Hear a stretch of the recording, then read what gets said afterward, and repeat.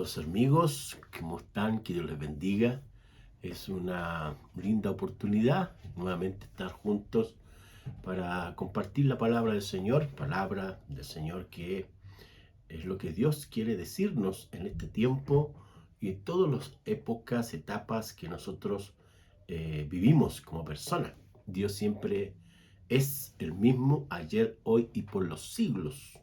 Ese texto habla de cómo el Señor Jesucristo es Dios y es el Dios único, bueno y amoroso que ha venido a salvarnos, a perdonarnos y a darnos vida y vida abundante.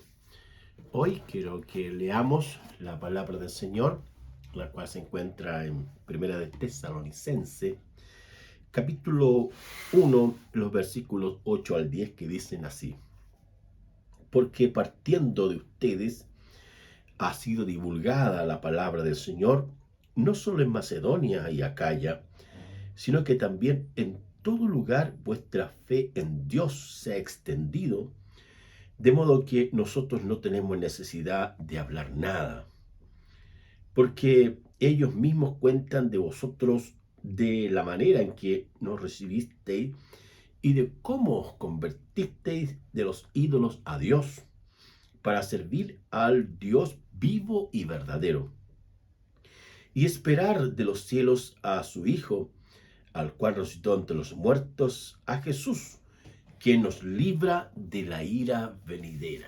Quien nos libra de la ira venidera. El tema que hoy vamos a comentarles, vamos a compartir, tiene que ver con esta misma frase en el último texto que yo acabo de leer. ¿Cómo librarse de la ira venidera de Dios? Ese es el tema. ¿Cómo librarnos de la ira venidera de Dios? Esta expresión, la ira venidera, se utiliza especialmente en los textos neotestamentarios donde los apóstoles, ya sea Pedro, Juan y también el apóstol Pablo, dicen y escriben que llegará el día en que Dios va a juzgar a toda la humanidad, especialmente aquellos que no quisieron arrepentirse, que no quisieron volverse al Señor, que no quisieron aceptar la invitación de Dios, de Cristo Jesús, para que ellos pudieran ser perdonados, ser salvados, ser restaurados.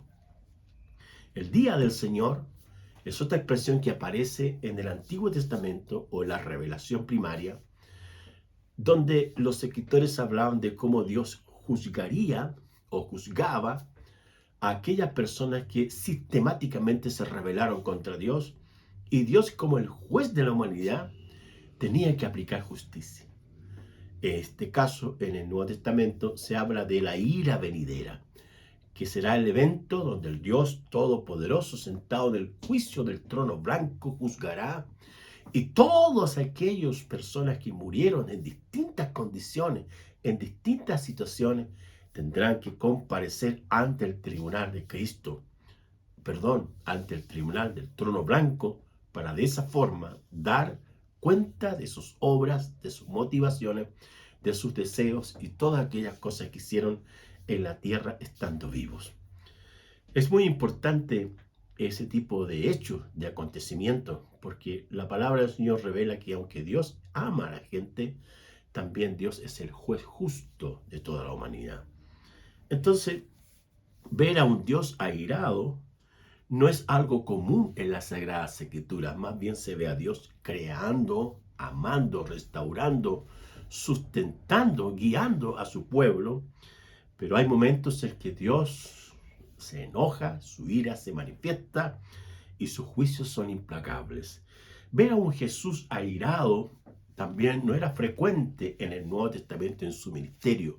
Lo vemos a él sanando, enseñando, librando, respondiendo, aclarando dudas, resolviendo situaciones humanas, siendo misericordioso y compasivo.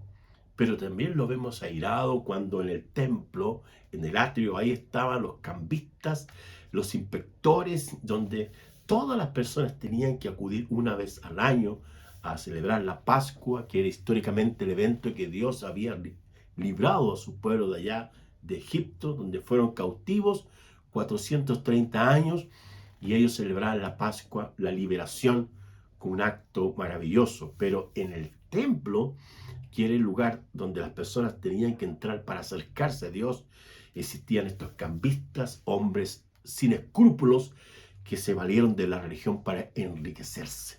Y eso molestó mucho a Jesús, de tal forma que él tomó algo en la mano, un látigo, y empezó a volcar las mesas, a golpear a las personas, y eso fue algo tremendo.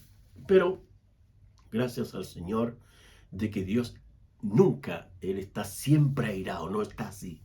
Dios manifiesta su amor, su misericordia, su compasión, pero también llegará el día que Dios juzgará a todas las personas a través del Evangelio de nuestro Señor Jesucristo. En este pasaje que acabo de leer, se pueden observar tres exigencias de cómo las personas se tienen o pueden librarse de la ira venidera. La primera de ellas es abandonando la idolatría. La idolatría era una práctica común que se da en todas las épocas y en todas las culturas, donde las personas construyen sus ídolos, le fabrican de diferentes materiales existentes, ya sea de madera, de piedra, de oro, metales, y le rinden culto a este. Es así cuando el pueblo de Israel salió desde Egipto, hicieron un becerro de oro, y Aarón fue cómplice de esa práctica idolátrica, y él dice, aquí están sus dioses que les libraron, que les sacaron de Egipto. Cosa que era totalmente falsa y una mentira, porque quien lo había librado del Egipto, de la cautividad, era Dios mismo. En los Salmos encontramos varias porciones donde el autor bíblico se pregunta y dice, ¿qué es el ídolo? No es nada. Tienen ojos pero no ven, tienen manos pero no palpan, tienen pies pero no caminan, tienen todo pero no sienten. Es más, dice que así son todos aquellos que confían en los ídolos, es decir, no ven nada, no escuchan nada y son ciegos. Ahora, el gran peligro de la idolatría, el apóstol Pablo escribe a los Corintios, que era una ciudad griega, saturada de ídolos paganos, que detrás de los ídolos están los demonios. Entonces, el ídolo en sí no es nada, pero lo que se esconde detrás de la idolatría son los demonios. Y los demonios son seres que se han rebelado contra Dios y que tienen en su interior la maldad, la mentira, el engaño, la destrucción. Detrás de los demonios está el mismo Satanás. Y Satanás es un adversario violento y agresivo que destruye todo lo que Dios ha hecho. Pero Dios llegará el día en que también Satanás será apresado y será llevado cautivo por toda la eternidad. Pero en este sentido, la palabra del Señor enseña cómo estos creyentes de Tesalónica se convirtieron de los ídolos al Dios vivo. Entonces, si usted se quiere librar de la ira venidera, tiene que dejar la idolatría. Un ídolo es cualquier cosa que ocupa el lugar del corazón del hombre en vez de ocuparlo Dios. Es el Señor quien quiere ocupar nuestro corazón. Ese corazón a veces de piedra, sólido, insensible, inquebrantable, pero que Dios quiere hacer un corazón de carne, sensible, misericordioso, amable y justo. En segundo lugar, ¿cómo librarse de la ira venidera? Es sirviendo a Dios mismo. El texto del versículo 9 dice, porque ellos mismos cuentan de vosotros de la manera que nos recibisteis. Dice, para servir al Dios vivo y verdadero. Hay un solo Dios, dice la Escritura. Un solo Dios. La doctrina, la enseñanza permanente de la Sagrada Escritura del monoteísmo es una verdad revelada, sustentada, y en toda la palabra del Señor se puede observar que no hay más de otro Dios. Hay un solo Dios. Y es el apóstol Pablo aquí en 1 Timoteo 2:5, donde él escribe que hay un solo Dios y un solo mediador entre Dios y los hombres. Ese mediador es Jesucristo. Ese mediador tiene nombre, se llama Jesucristo. Y es Él, el único mediador, el puente, el nexo. Son los hombres que han construido otros elementos para acercarse a Dios. Pero Jesucristo dice, yo soy el camino, yo soy la verdad, yo soy la vida. Nadie va al Padre si no es por mí.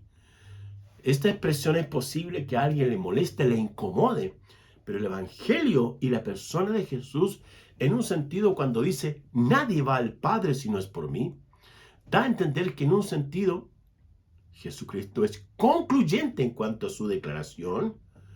Es decir, aquí se termina todo. Yo soy el camino, dice Jesús. Y en segundo lugar, es excluyente. Es decir, que todas aquellas cosas que el hombre puede gestionar, construir, articular, formar para acercarse a Dios, ninguna es válida. Ninguna es válida. Lo único válido, la única persona válida es nuestro Señor Jesucristo. Hebreos 9 va a decir que por la muerte de uno solo vino la vida. Jesús dice, yo he venido para que tengan vida y la tengan en abundancia. La vida verdadera, auténtica, profunda, real, se encuentra en la persona de Jesús. Entonces, en segundo lugar, si quiere usted librarse de la ira venidera, tiene que servir al Señor. Tiene que acercarse a Jesús y conocer y aceptarlo como el Señor y Salvador de su vida. Y en tercer lugar, cómo librarse de la ira venidera es esperando a Jesús. El texto bíblico del versículo 10 dice, y esperar de los cielos a su Hijo, el cual resucitó de los muertos, a Jesús, que nos libra de la ira venidera. El único que puede librar al hombre o a la mujer de la ira venidera se llama Jesucristo. No es ningún otro líder religioso, histórico o presente o del futuro que podría aparecer. Porque hoy día los grupos religiosos y sectas falsas y herejes andan engañando a personas indoctas que a veces que tienen un corazón bueno, pero son seducidos y engañados. No es de sorprenderse que la misma escritura dice, ahí en primera de Timoteo, habla muy claramente en el capítulo 4, 1 dice, pero el Espíritu dice claramente que en los postreros tiempos algunos apostatarán de la fe, escuchando a espíritus engañadores y a doctrinas de demonios. Noten, el Espíritu Santo hablando a través de Pablo, dando a entender que los postreros tiempos, que son estos tiempos que estamos viviendo, algunos creyentes, personas, van a dejar al Señor. ¿Cuánta gente yo me he encontrado en diferentes lugares sirviendo al Señor que han dejado al Señor?